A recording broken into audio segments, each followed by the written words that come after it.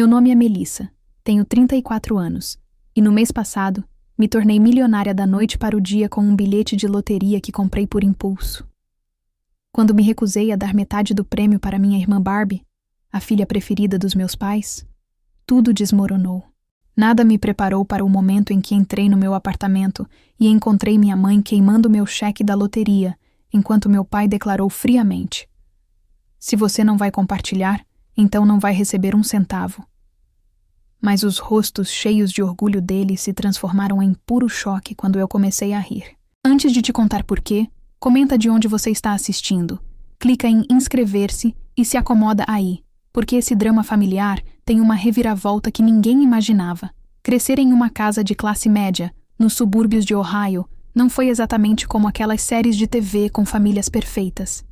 Desde o momento em que minha irmã Barbie nasceu, quando eu tinha 6 anos, ficou dolorosamente claro quem era a filha favorita.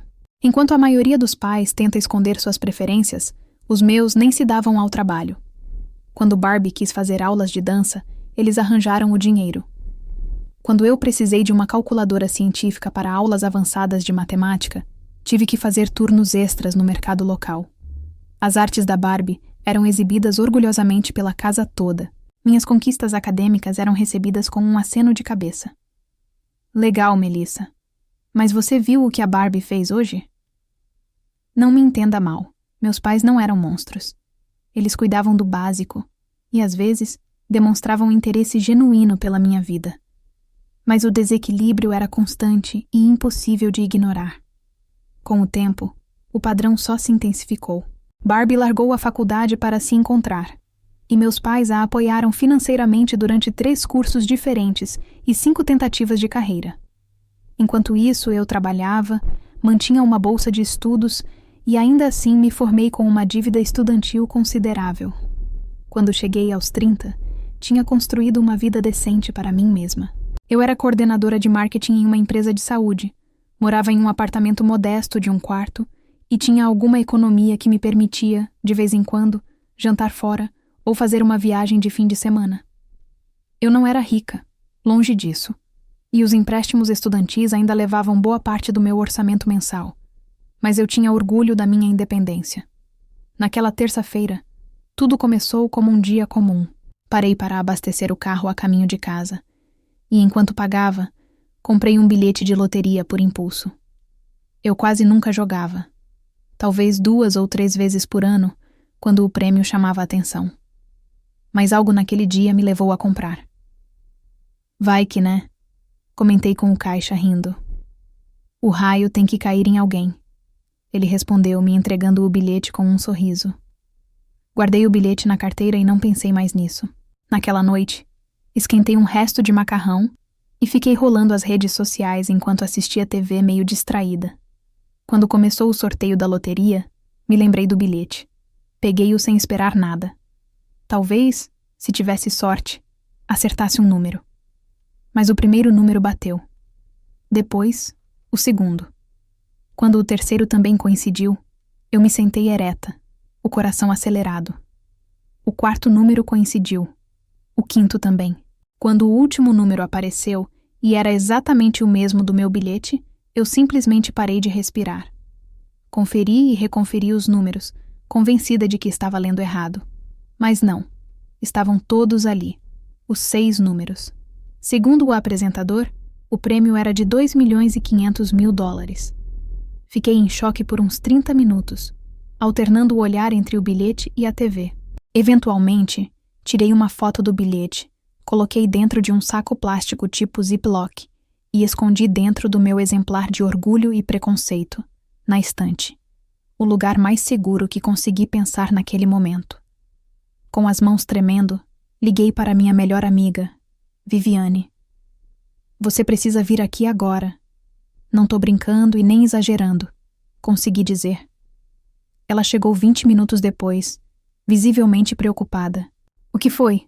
Tá tudo bem? Sem falar nada, mostrei o bilhete e os números anotados do sorteio. Meu Deus! Ela sussurrou, arregalando os olhos. Melissa, é real? Eu tô alucinando? Pode conferir os números de novo? Ela pegou o celular e buscou os números sorteados. Comparou com o meu bilhete. É real. Ai, meu Deus. É real. Você acabou de ganhar 2.500.000 dólares. Aquela noite passou num borrão de incredulidade, euforia e medo. Viviane dormiu lá em casa e conversamos até o amanhecer sobre as possibilidades, sobre o que aquilo podia significar para minha vida. Pela primeira vez, eu poderia quitar completamente minha dívida estudantil. Poderia comprar uma casa de verdade com quintal, investir, viajar, doar para causas importantes. Na manhã seguinte, liguei para o trabalho dizendo que estava doente e entrei em contato com a Comissão Estadual da Loteria. Eles confirmaram que eu precisava ir à sede deles para verificar o bilhete e iniciar o processo de recebimento. Viviane me levou até lá porque eu estava nervosa demais para dirigir.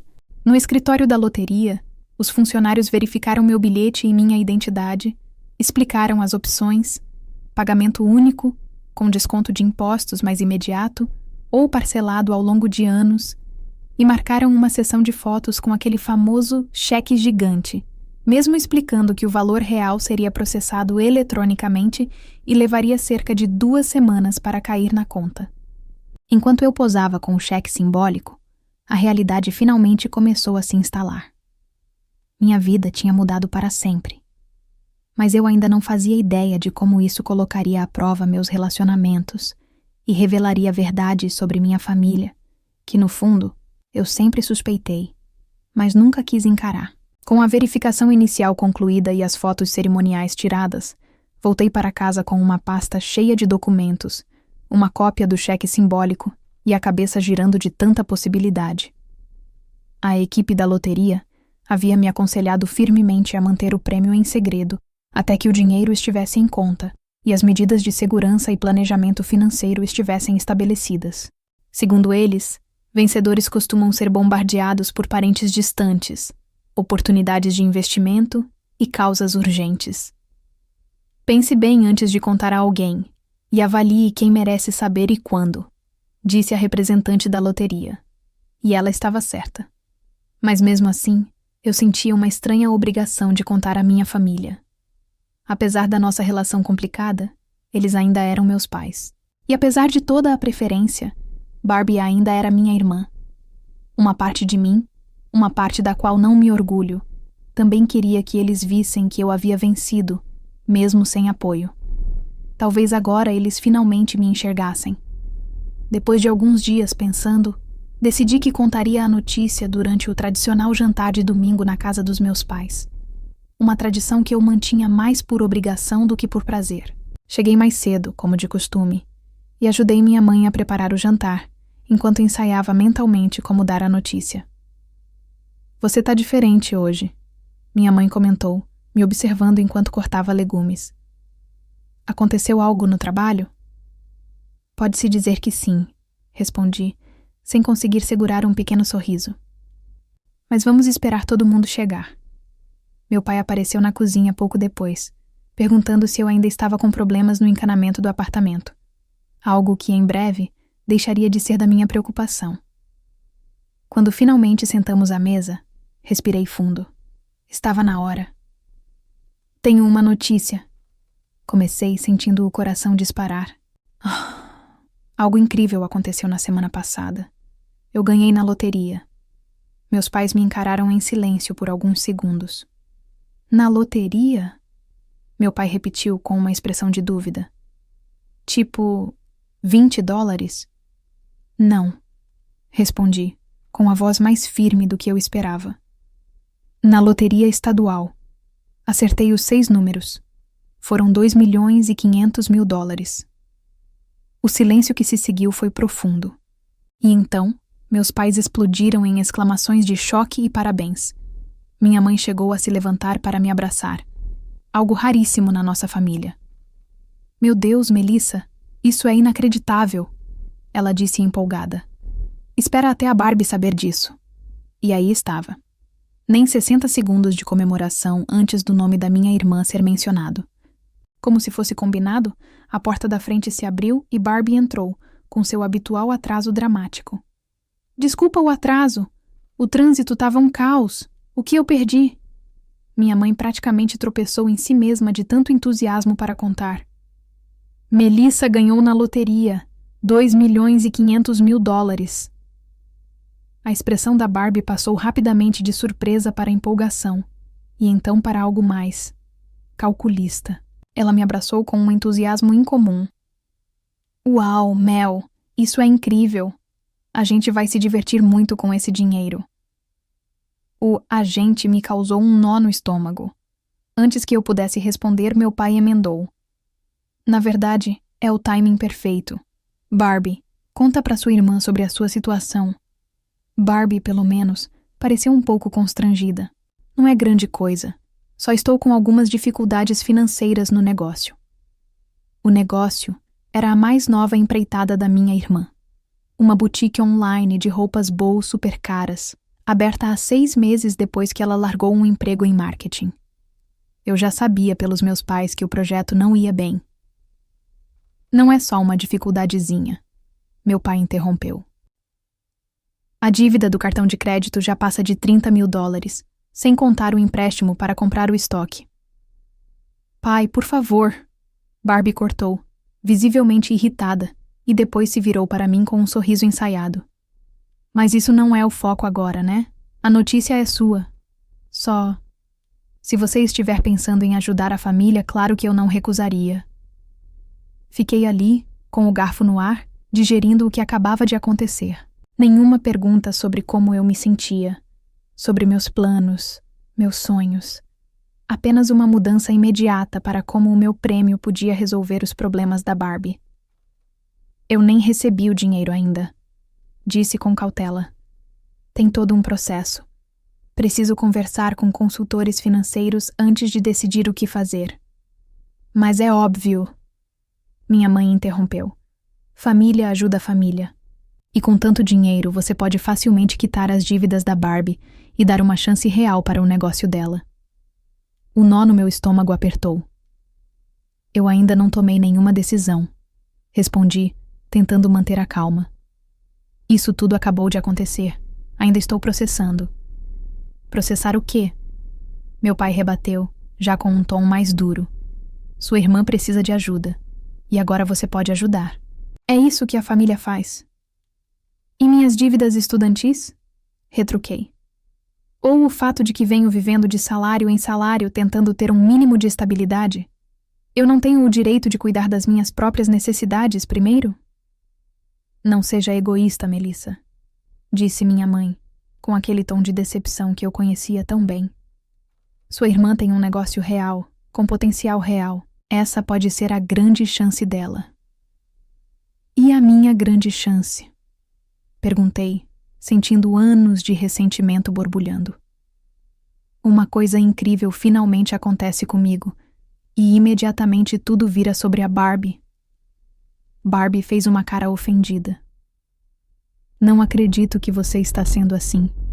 Se fosse eu quem tivesse ganhado, teria compartilhado com você sem pensar 2 vezes. A hipocrisia quase me fez rir. Quando Barbie recebeu uma herança de $10.000 da nossa avó 3 anos antes, ela gastou tudo em uma viagem de luxo para Bali, sem sequer oferecer pagar um jantar para a família. O resto do jantar foi uma espiral de manipulações e exigências veladas. Meus pais se revezavam entre culpa e cobrança direta. Quando fui embora, a alegria da minha vitória estava completamente obscurecida. Em vez de celebrar com minha família, eu dirigi até em casa lutando contra as lágrimas de frustração e decepção. Em casa, enchi uma taça de vinho e liguei para Viviane. Foi tão ruim assim? Ela perguntou depois que contei tudo. Eles nem esperaram 5 minutos antes de transformar tudo em um plano de resgate para a Barbie. Ninguém perguntou como eu me sentia, o que eu queria fazer com o dinheiro. Nada. Eu não tô surpresa. Ela respondeu com suavidade. Mas sinto muito por isso. E agora? O que você vai fazer? Respirei fundo. Exatamente o que eu planejava fazer antes do jantar. Quitar minhas dívidas, proteger meu futuro e tomar decisões inteligentes. E, pelo visto, estabelecer limites muito firmes com minha família. Eu só não fazia ideia de como esses limites seriam colocados à prova nos dias seguintes. Na manhã seguinte ao desastre do jantar em família, meu telefone começou a tocar às 7h30 da manhã. Era minha mãe. Estive pensando na nossa conversa de ontem. Ela disse direto ao ponto. Acho que você estava só sobrecarregada, o que é compreensível. Mas agora que teve tempo para refletir, com certeza consegue ver como é importante ajudar sua irmã. Fechei os olhos e apertei a ponte do nariz. Já sentia a dor de cabeça se formando. Mãe, ainda são 7h30. Estou me arrumando para o trabalho. Podemos falar disso depois? Falar o quê, Melissa? Isso é o que a família faz. Seu pai e eu sempre ensinamos vocês a se apoiarem mutuamente. A ironia dessa frase quase me fez engasgar. Preciso ir. Falamos depois. Antes que ela respondesse, desliguei e silenciei o celular. Eu precisava de espaço para pensar, sem ser bombardeada o tempo todo. No trabalho, chamei meu supervisor e mencionei que talvez precisasse tirar uns dias nas próximas semanas por conta de um assunto pessoal. Ainda não estava pronta para revelar sobre a loteria, especialmente porque o dinheiro ainda não tinha caído. Durante o almoço, vi que tinha 3 chamadas perdidas da minha mãe, 2 do meu pai e uma mensagem da Barbie. Oi, mana. Entendo que você precisa de um tempo para processar tudo, sem pressa. Mas quando puder, tenho umas planilhas prontas com os valores certinhos para quitar minhas dívidas e investir no negócio. Te amo. Fechei a mensagem sem responder. Naquela tarde, entrei em contato com uma consultora financeira recomendada pela comissão da loteria, uma especialista em situações de ganho repentino de riqueza. Agendamos uma reunião para o dia seguinte. Naquela noite, as ligações continuaram. O recado do meu pai foi o mais direto. Melissa, sua mãe está muito magoada com o seu comportamento. Criamos você melhor que isso. Ligue de volta imediatamente para conversarmos sobre como você vai ajudar sua irmã. Não retornei. Em vez disso, passei a noite lendo artigos sobre planejamento financeiro para ganhadores de loteria, anotando dúvidas para levar à reunião. Na manhã seguinte, conheci a Dra. Thornton, minha consultora financeira. Ela me explicou que, após impostos, o valor do pagamento único cairia para algo em torno de $1.400.000. Ainda assim, uma quantia que mudaria minha vida. Nossa prioridade deve ser montar uma reserva de emergência e quitar dívidas com juros altos. Ela disse. Depois, podemos montar um plano de investimentos diversificado para segurança e crescimento a longo prazo. Quando mencionei a pressão da minha família, ela franziu a testa. Infelizmente, isso é muito comum com ganhadores. Sempre recomendo que estabeleçam limites claros desde o início. E se forem fazer doações, que tudo seja formalizado para evitar futuras expectativas ou cobranças. Saí do escritório dela com um plano financeiro preliminar e uma decisão firme de proteger minha estabilidade recém-conquistada. Mas minha família não estava disposta a aceitar isso tão facilmente. Naquela mesma noite, recebi uma mensagem em grupo enviada pela minha mãe, incluindo meu pai e Barbie. Vamos nos reunir amanhã às 19 horas para discutir o plano financeiro da família, agora que Melissa recebeu essa bênção. Melissa, por favor, traga a papelada que tiver até agora para entendermos o cronograma. Fiquei olhando para a mensagem com total incredulidade. Eles agendaram uma reunião de planejamento financeiro da família, com base no meu dinheiro, sem nem me consultar. Respondi de forma curta e direta. Não vou comparecer. Minhas decisões financeiras são pessoais. A resposta veio rápido. Meu pai me ligou. Como não atendi, deixou outro recado. O seu comportamento é completamente inaceitável. Depois de tudo que fizemos por você, essa é a forma como nos retribui? Virando as costas para sua irmã quando ela mais precisa? Estou profundamente decepcionado. O bombardeio seguiu no dia seguinte. Barbie tentou outra abordagem, mandando uma longa mensagem emocional. O negócio é o meu sonho, Mel. Com só uma pequena parte do seu prêmio, eu poderia fazê-lo funcionar. Um dia, eu poderia até te pagar de volta. Enquanto isso, finalizei com a comissão da loteria a escolha do pagamento único. Participei da cerimônia oficial com o cheque gigante e as câmeras registraram meu sorriso tenso. Mais tarde, passei no correio e depositei o cheque simbólico e cópias de todos os documentos em uma caixa postal que aluguei só para isso. Os originais estavam guardados em um cofre no banco. Estava tomando todos os cuidados. Mas ao chegar em casa naquela noite, lá estavam meus pais e Barbie, sentados dentro do carro, em frente ao meu prédio. Meu estômago afundou. Estacionei e me aproximei com relutância. Precisamos conversar, meu pai disse com firmeza. Já que você não quis vir até nós, viemos até você. Olhei ao redor, desconfortável com a ideia de fazer uma cena no estacionamento.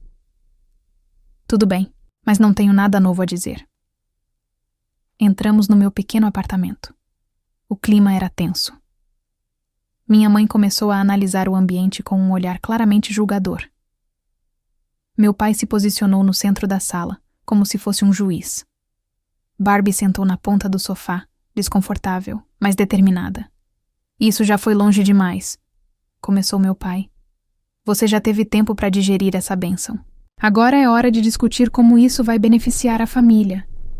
Mais especificamente, completou minha mãe, quanto você vai dar a Barbie para quitar as dívidas e investir corretamente no negócio? Respirei fundo.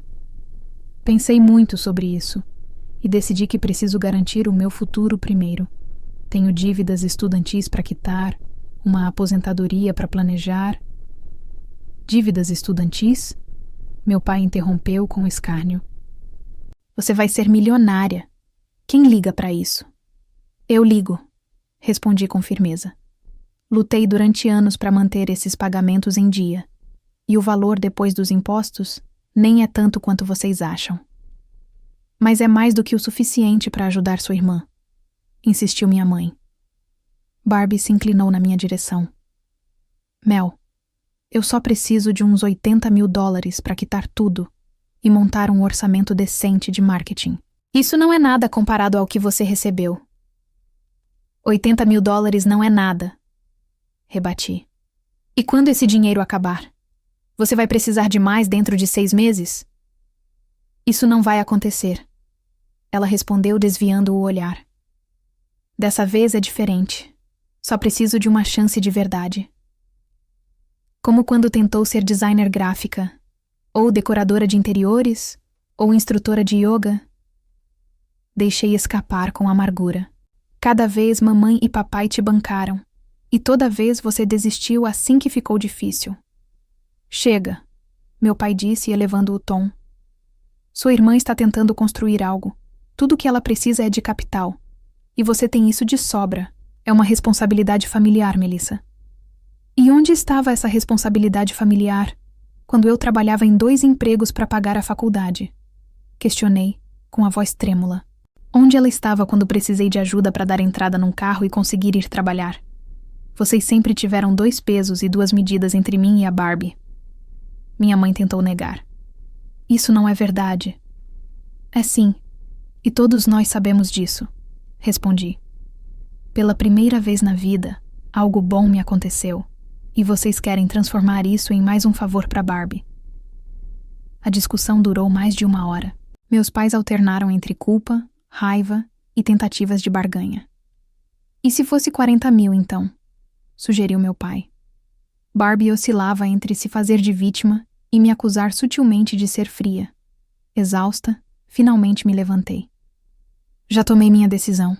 Não vou ser coagida, manipulada nem pressionada a mudar de ideia. O rosto do meu pai endureceu.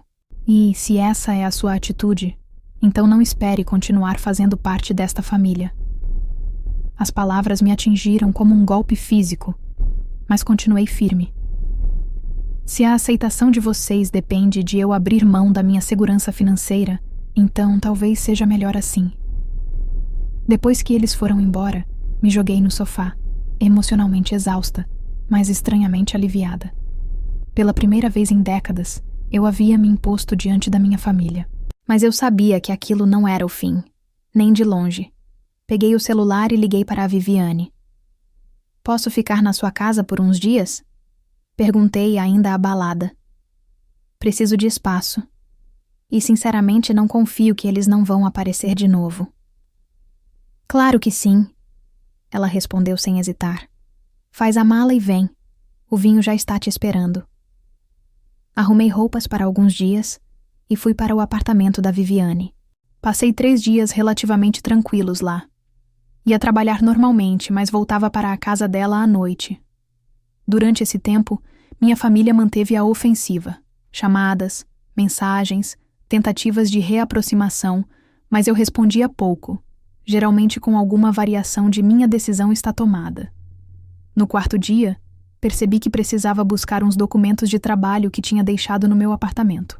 Viviane se ofereceu para ir comigo, mas ela tinha uma reunião importante e eu não queria incomodar. Vou só pegar as pastas e sair. Não demoro nem 10 minutos. Prometi. Escolhi o horário do almoço, esperando que meus pais estivessem no trabalho, ou no mínimo ocupados. Mas quando abri a porta do meu apartamento, percebi na hora que algo estava errado. Havia vozes na sala. Congelei. O coração acelerou. Reconheci as vozes. Meus pais. Por um momento pensei em recuar e ligar para a polícia. Mas a raiva foi maior que o medo. Entrei na sala, determinada. O que vocês estão fazendo no meu apartamento? Minha mãe e meu pai estavam parados em frente à minha mesa de centro. Entre eles, havia uma pequena lata de lixo de metal, aquela que ficava na minha cozinha. E dentro dela, chamas, papel queimando. Meu coração despencou. Reconheci na hora o que eles estavam fazendo. É o cheque, murmurei, correndo até lá. Mas era tarde. O papel já estava virando cinzas. Meu pai me olhou com frieza. Se você não vai compartilhar, então não vai receber 1 centavo. Minha mãe deu um passo para trás, com uma expressão de satisfação sombria. Agora podemos conversar sobre um acordo justo. Você vai precisar solicitar o prêmio de novo. Fiquei ali, paralisada, tentando entender se aquilo era mesmo real. Como vocês entraram aqui? Consegui perguntar, com a voz surpreendentemente calma. Você nos deu uma cópia da chave no ano passado, quando teve aquela gripe? Respondeu meu pai, como se fosse a coisa mais natural do mundo. Você nunca pediu de volta. A violação da minha privacidade. A frieza calculada da ação. Era muita coisa para processar. Mas, curiosamente, ao invés de chorar, eu comecei a rir. Primeiro, uma risada contida. Depois, gargalhadas. Gargalhadas reais. Eles se entreolharam, confusos. Qual é a graça? Perguntou minha mãe, irritada. Você acha que isso é uma piada? Lutei para recuperar o fôlego e limpei as lágrimas dos olhos. Na verdade, sim, isso é hilário. Você tá maluca, disse meu pai vacilando. Não, pela primeira vez estou com total clareza. Respondi ainda sorrindo. E vocês realmente acham que isso era o cheque verdadeiro da loteria? Os dois ficaram confusos. Minha mãe olhou para as cinzas no lixo. Como assim? A gente viu as fotos da loteria. Você com o cheque na mão. Aquele cheque gigante é só um adereço de cerimônia, expliquei com calma. Nenhuma comissão de loteria entrega cheques reais assim. O pagamento é feito por transferência eletrônica. Os rostos deles mudaram de cor. Peguei meu celular, abri o e-mail da comissão da loteria e mostrei na tela a confirmação de que o depósito estava sendo processado diretamente em uma conta exclusiva. O que vocês queimaram era só uma lembrança, um souvenir sem valor monetário. O silêncio foi absoluto. Minha mãe ficou estática. Meu pai, que sempre fazia pose de autoridade, apenas balançava a cabeça, atônito. Você tá mentindo, ele disse, a voz agora hesitante. Em resposta, ampliei a tela do e-mail, exibindo todos os detalhes da transferência. Nome do banco, conta registrada, data prevista de crédito. Não existe cheque físico. Nunca existiu. Vocês cometeram um crime. À toa. O silêncio que seguiu a revelação foi desconfortável. Meus pais continuavam paralisados, digerindo a verdade. Eles haviam invadido meu apartamento e destruído um papel que não valia nada. Finalmente, minha mãe quebrou o silêncio. A voz dela agora era mansa, quase suplicante. Melissa, nós só queríamos te fazer ver razão. Rompendo a minha fechadura, e destruindo o que achavam ser minha segurança financeira? Completei. Entendi perfeitamente. Você está exagerando, rebateu meu pai, tentando retomar o tom firme. Somos seus pais. Só estávamos tentando te ajudar a cair na real. Cometendo invasão de domicílio e destruição de propriedade? Balancei a cabeça incrédula. Vocês têm ideia do quão insano isso soa?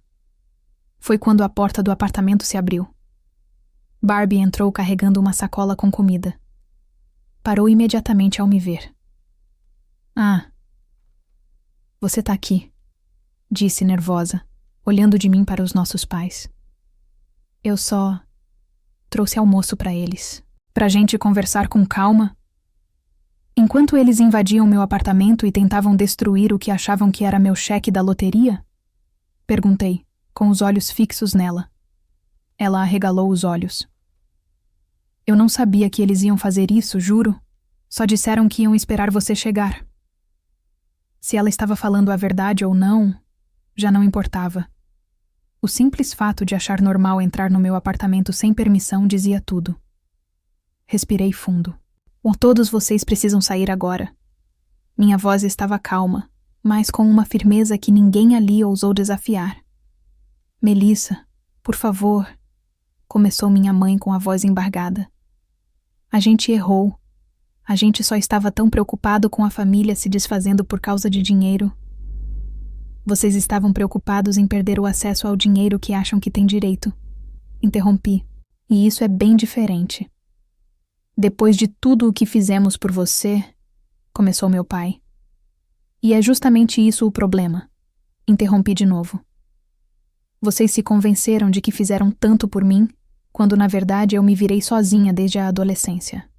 Vocês não têm direito ao meu dinheiro. E hoje deixaram muito claro quem vocês realmente são. Fui até a porta, abri e indiquei com o braço. Podem sair, agora. Ou chamo a polícia e registro o boletim de ocorrência por invasão. Sem dizer mais nada, eles pegaram suas coisas em silêncio e foram saindo, um por um. Quando Barbie passou por mim, se virou. Isso não é justo. Você está sendo cruel. Não, Barbie, respondi firme. Cruel é esperar que alguém abra mão da própria segurança financeira para bancar os seus fracassos sucessivos. Cruel é ter pais que arrombam a porta da sua casa para tentar te forçar a dividir algo que você conquistou sozinha. Você sempre foi a favorita, sempre teve tudo, e usou isso o quanto quis, mas isso acaba hoje. Assim que a porta se fechou, liguei para Viviane e contei o que tinha acontecido. Eles fizeram o quê? Isso é insano. Você tá bem? Surpreendentemente, sim, respondi, olhando em volta do meu apartamento. Na verdade, acho que isso precisava acontecer. Agora não resta mais nenhuma ilusão. Eu finalmente enxergo quem eles são. E, de certa forma, isso é libertador. Naquela noite, recebi uma enxurrada de mensagens de tios, primos e parentes distantes. Todos expressavam preocupação com o rompimento familiar e sugeriam que eu repensasse minha postura. Ficou claro. Meus pais já estavam espalhando a versão deles dos fatos. Não me dei ao trabalho de responder. Em vez disso, finalizei minha mudança. Já tinha pedido o desligamento do meu antigo apartamento e encontrado um novo. Um aluguel de curto prazo, em um prédio seguro do outro lado da cidade. Ninguém da minha família sabia o endereço, e eu pretendia manter assim. Enquanto fechava a última caixa de mudança, senti um peso saindo dos ombros. O dinheiro ainda nem tinha sido depositado, mas eu já estava experimentando uma nova forma de riqueza, liberdade, clareza e paz. No dia seguinte, tirei um dia de folga no trabalho para resolver assuntos importantes. Primeiro, me encontrei com uma advogada, recomendada pela minha consultora financeira. O nome dela era a Doutora Paloma. Invasão de domicílio é crime, ela explicou. E mesmo que o que eles destruíram fosse apenas um souvenir, isso ainda configura destruição de propriedade. Não sei se quero prestar queixa, confessei. Apesar de tudo, ainda são meus pais. Eu só quero que eles me deixem em paz. Nesse caso, ela sugeriu. Podemos considerar uma medida protetiva, um pedido formal para que eles não se aproximem ou entrem em contato. E recomendo fortemente que documente tudo: mensagens, chamadas, incidentes, qualquer escalada futura. Depois, fui até o banco onde abri a conta específica para os ganhos da loteria. Conversei com o gerente que me tranquilizou. Adotamos todos os protocolos de segurança. Sua conta exige presença física, múltiplos documentos e autenticação pessoal para qualquer movimentação. Já atendemos outros ganhadores de loteria. Pode ficar tranquila. Como medida final, entrei em contato com a comissão da loteria. Infelizmente, isso acontece com mais frequência do que gostaríamos, disse a atendente com empatia. Mas fique tranquila. Não compartilharemos nenhuma informação sobre você com ninguém, independente da relação alegada. Com essas proteções em vigor, voltei para meu novo apartamento e finalizei a organização da mudança. Enquanto escolhia o que guardar e o que doar, meu celular tocou. Número desconhecido. Alô? Melissa? É a tia Helen. A irmã da minha mãe sempre fora neutra nos conflitos familiares. Nem apoiava abertamente o favoritismo, nem o combatia. Oi, tia Helen, respondi em tom contido. Acho que já sabe o que aconteceu. Soube da versão da sua mãe, ela confirmou. Mas conheço minha irmã desde que nascemos. Sei quando tem coisa escondida. O que aconteceu de verdade? O tom dela era sincero, sem julgamentos. Então contei tudo. A vitória na loteria, a pressão, a invasão, a tentativa de queimar o cheque. Ela ficou muda por um momento. Eles realmente entraram no seu apartamento e queimaram o que achavam que era o cheque? Ela perguntou horrorizada. Sim, confirmei. E achavam mesmo que isso me forçaria a dividir o prêmio. Meu Deus, ela murmurou. Sabia que sua mãe podia ser dramática, mas isso é criminoso. O mais irônico, comentei quase rindo, é que não existia cheque real. Era só um item de foto promocional. Helen soltou uma risadinha desacreditada. Então eles cometeram um crime, por absolutamente nada. Exatamente, respondi, sorrindo pela primeira vez em dias. E foi patético. Olha, Melissa, sinto muito que isso tenha acontecido. Você merecia aproveitar sua sorte sem esse peso. Obrigada, tia. Significa muito ouvir isso. Sua mãe tá ligando pra todo mundo da família tentando juntar apoio, mas... depois do que você me contou, acho que a maioria está horrorizada com o que eles fizeram. Depois de desligar, senti um pequeno alívio. Saber que alguém da família me entendia e não estava comprando a narrativa dos meus pais, me deu uma gota de paz em meio ao furacão. No dia seguinte, enquanto os profissionais da mudança carregavam minhas caixas para o novo apartamento, meu celular tocou repetidamente. Meus pais. Depois da quinta chamada em menos de 10 minutos, finalmente atendi. O que vocês querem? Perguntei exausta. A voz do meu pai do outro lado da linha estava menos autoritária do que de costume. Precisamos conversar. Sua mãe e eu estivemos pensando e... talvez tenhamos exagerado. Exagerado? Repeti incrédula. Vocês invadiram meu apartamento e tentaram destruir o que pensavam ser minha segurança financeira. Isso não é exagero, é crime. Minha mãe entrou na chamada, em viva voz. Estávamos de cabeça quente. Você é nossa filha, Melissa. Não podemos deixar que isso nos separe. Isso não foi um mal-entendido, rebati. Mal-entendido é confundir o horário do jantar. O que vocês fizeram foi calculado, intencional e cruel. O importante, meu pai interrompeu, é que queremos pedir desculpas, começar de novo. Família é mais importante que dinheiro. Concordo plenamente, respondi. Por isso mesmo fiquei tão chocada que vocês estivessem dispostos a destruir nossa relação, por dinheiro que nem é de vocês. Houve um silêncio desconfortável.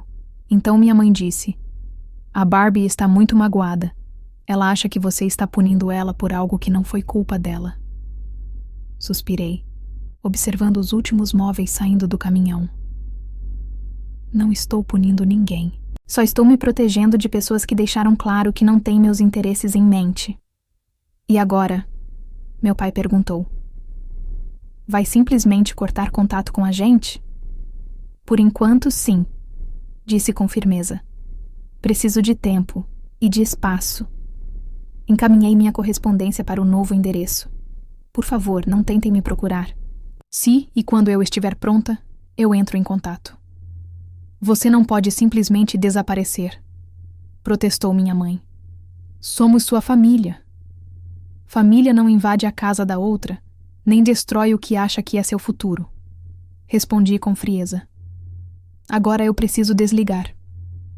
Assim que encerrei a ligação, chegou uma notificação do banco.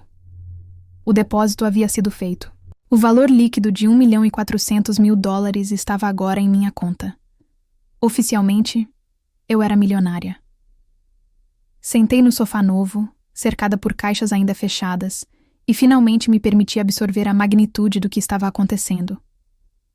Apesar de toda a dor causada por minha família, aquela ainda era uma bênção. Meu celular vibrou. Era uma mensagem da Viviane. E aí, tudo certo no novo AP? Como tá o coração? Respondi sorrindo. O dinheiro caiu. Agora sim é real.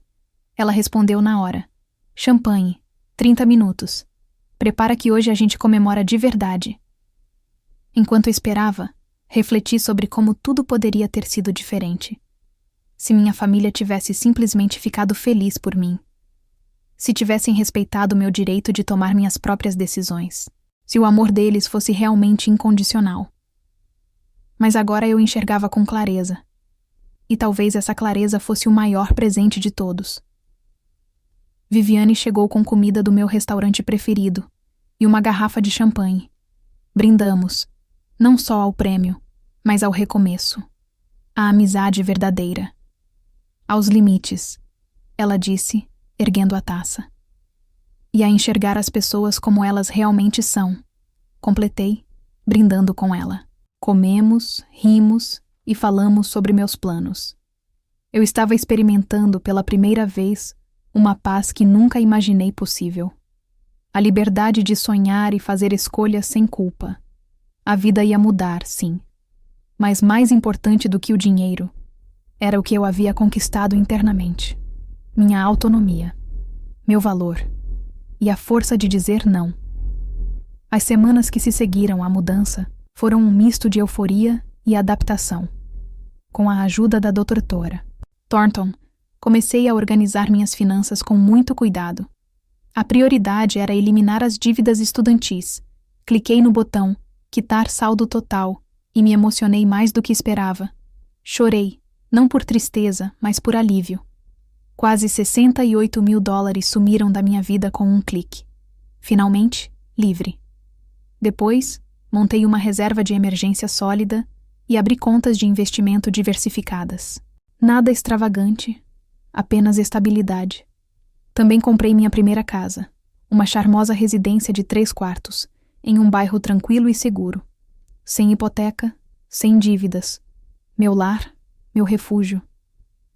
Você está sendo incrivelmente sensata, comentou a doutora Thornton numa reunião. A maioria dos ganhadores corre para comprar carros esportivos e fazer viagens absurdas. Esperei minha vida toda por segurança financeira. Não vou desperdiçar agora, respondi sorrindo. Mas reservei uma viagem de 2 semanas para Nova Zelândia no próximo mês. Ela riu. Bom, ninguém disse que você precisa ser completamente entediante. No trabalho, pedi demissão. Falei apenas que havia recebido uma herança. Uma meia-verdade menos chamativa do que dizer que ganhei na loteria. Me comprometi a ficar por 6 semanas, treinando minha substituta e organizando a transição. Queria sair com dignidade e gratidão. Durante esse período, continuei mantendo distância da minha família. Eles ainda tentavam contato, às vezes pedindo desculpas, às vezes me acusando de ingratidão. Eu me mantinha firme. Por outro lado, me reaproximei de alguns tios e primos que haviam demonstrado empatia real. Passei a tomar café quinzenalmente com minha tia Helen, que me mantinha informada sobre a situação familiar, sempre sem pressão. Numa dessas conversas ela comentou: seus pais estão dizendo para todo mundo que estão te dando espaço, mas na verdade estão desesperados por não saberem seu endereço novo. Mostraram algum arrependimento real?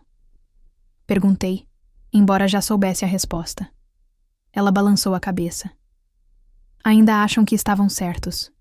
Sua mãe disse que fizeram tudo porque te amam demais para deixar você cometer um erro tão egoísta. Suspirei. E a Barbie? Bom, isso é interessante, disse ela, inclinando-se para a frente. O negócio dela quebrou de vez. Ela pegou empréstimos com juros altos e agora está inadimplente. Sinto por ela, confessei. E para minha surpresa, era verdade. Eu realmente sentia. Seus pais refinanciaram a casa para salvá-la novamente. Fiquei chocada, mas eles têm mais de 60 anos. Estavam prestes a se aposentar. Pois é, respondeu minha tia, amarga. Tentei convencê-los do contrário, mas para eles, a Barbie sempre foi a filha especial, aquela que merece apoio incondicional. Aquilo me deixou inquieta. Eu mantinha meus limites, sim, mas não desejava sofrimento financeiro a ninguém, muito menos a meus pais, apesar de tudo. Conversei com a doutora Thornton sobre a ideia de montar, no futuro, um pequeno fundo de aposentadoria para eles, controlado por mim, sem que eles soubessem imediatamente. Seria algo simbólico, não por obrigação, mas talvez por dignidade. Minha amiga Viviane continuava sendo meu pilar. Numa noite em que confessei sentir culpa por não ajudar a Barbie, ela me disse algo que nunca esqueci. Você é uma boa pessoa, mas ser uma boa pessoa não significa ser capacho. Se você resgatar sua irmã agora, só vai substituir seus pais como a rede de segurança dela. E nada vai mudar. Eu sei, suspirei. Mas ainda assim, me sinto mal. Claro que se sente, porque você tem empatia. Mas empatia não significa permitir abusos. 3 meses após o episódio da invasão, recebi um e-mail inesperado de Barbie. Diferente de tudo que ela já havia me mandado. O e-mail da Barbie começou direto, sem rodeios.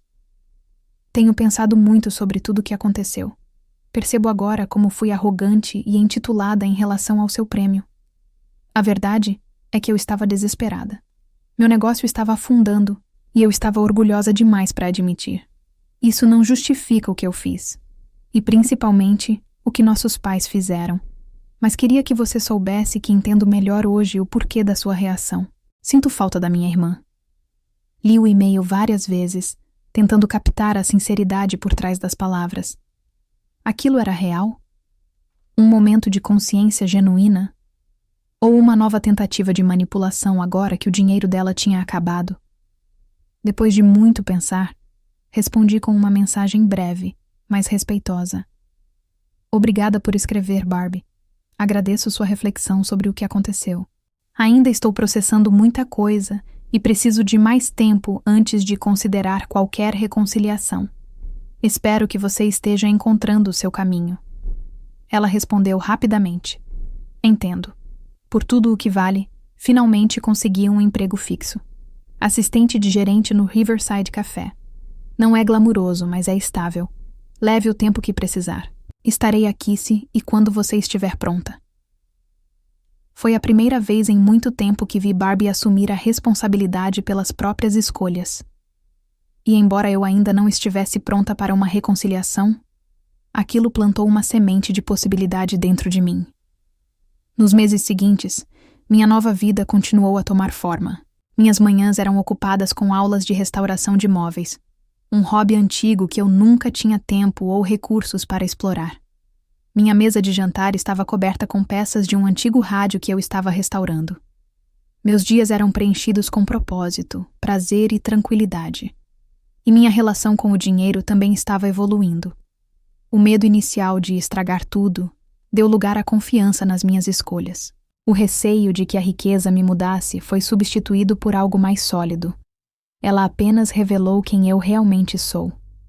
E o mais importante, aprendi que riqueza de verdade não se mede pelo saldo da conta, mas sim pela qualidade das relações, da paz de espírito, do respeito, inclusive o que temos por nós mesmos. Uma noite, enquanto tomava vinho na varanda com Viviane, ela ergueu a taça e disse: "Ao brilho inesperado de tudo isso. Se não fosse a loteria, talvez você nunca tivesse visto sua família com tanta clareza. Talvez nunca tivesse tido coragem de priorizar você mesma. E talvez nunca tivesse descoberto o que realmente significa liberdade." Completei, brindando com ela. Na semana seguinte, recebi uma nova mensagem de Barbie. Não era cobrança, não era drama, era um convite. "Você toparia tomar um café comigo algum dia desses? Só para conversar, sem pressões. Podemos escolher um lugar neutro. Eu entendo se não quiser, mas achei que valia tentar." Depois de muito refletir, decidi aceitar. Marcamos em uma cafeteria discreta, em um bairro no meio do caminho entre nossas casas. No dia do encontro, cheguei cedo, nervosa. Quando ela entrou, percebi que também estava tensa. Nos sentamos. O início da conversa foi protocolar, quase desconfortável. Falamos de amenidades, mas em certo ponto, ela respirou fundo e disse: "Desculpa." Olhei para ela. Ela manteve o olhar. Não só pelo que aconteceu com o cheque, por tudo, por sempre esperar ser salva, por nunca considerar o que você precisava, por crescer achando que o mundo girava ao meu redor. Fiquei em silêncio por alguns segundos. "Obrigada", respondi. "Mas significa muito ouvir isso de você." "Quando você se recusou a me ajudar", ela continuou, "me obrigou a encarar a realidade pela primeira vez. Não foi fácil, mas talvez tenha sido necessário." A conversa seguiu com mais empatia do que jamais tivemos. Não viramos melhores amigas da noite para o dia, mas era um começo. Um novo tipo de relação, mais honesta, mais equilibrada. Nos despedimos com um abraço curto, mas sincero, e com a promessa de repetir o café nas próximas semanas. A reconciliação com Barbie não foi instantânea, nem fácil, mas foi real. Seguimos nos encontrando esporadicamente, sem pressa, sem expectativas. Ainda havia feridas, mas agora também havia espaço para respeito, algo que nunca existira entre nós. Nunca fomos grandes amigas, mas estávamos nos redescobrindo como irmãs. Meus pais, por outro lado, eram uma questão mais delicada. Trocamos alguns e-mails curtos, formais, tensos. As desculpas que enviaram ainda vinham recheadas de justificativas, como se quisessem amenizar a gravidade do que fizeram. Durante toda a minha vida, me acostumei a agradar, a ceder, a viver segundo os termos dos outros. Criar limites foi como aprender uma nova língua. Difícil no início, mas profundamente necessário. Com o tempo, fui me permitindo reavaliar minha relação com minha história, e também com o dinheiro. A fortuna da loteria me trouxe estabilidade, sim, mas o verdadeiro valor veio na forma de transformação interna.